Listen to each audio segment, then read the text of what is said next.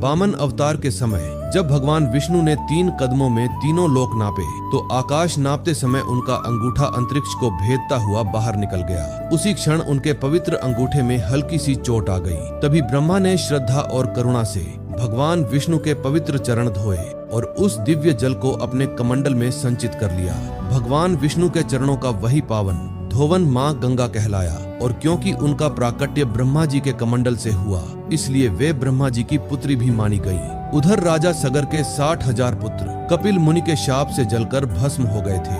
उनके उद्धार के लिए राजा सगर के प्रपौत्र भगीरथ ने कठोर तपस्या की। भगीरथ की तपस्या से प्रसन्न होकर ब्रह्मा जी ने गंगा को पृथ्वी पर भेजने की अनुमति तो दी, पर साथ ही एक संदेह भी प्रकट किया। गंगा का वेग इतना प्रचंड है कि वह पृथ्वी को फाड़ देगी, इसलिए भगवान शंकर को प्रसन्न करो, वे ही गंगा के वेग को रोक सकते हैं। भगीरथ की घोर तपस्या से भगवान शिव प्रसन्न हुए और उन्होंने गंगा को अपनी जटाओं में धारण कर लिया। इस प्रकार गंगा भगवान विष्णु के चरणों से निकलकर ब्रह्मा जी के कमंडल से होती हुई भगवान शिव की जटाओं तक पहुंची। जब शिव जी ने अपनी जटा की एक लट खोली तो गंगा भगीरथ के पीछे पीछे पृथ्वी पर अवतरित हुई। पृथ्वी पर उतरते ही हिमालय ने उन्हें अपनी गोद में स्थान दिया। इसी कारण गंगा हिमालय की पुत्री और पार्वती की बहन कहलाई। हिमालय के गंगोत्री गोमुख से निकलकर गंगा संपूर्ण धरती को पावन करती हुई अंततः गंगा सागर में जाकर समुद्र में विलीन हो गईं।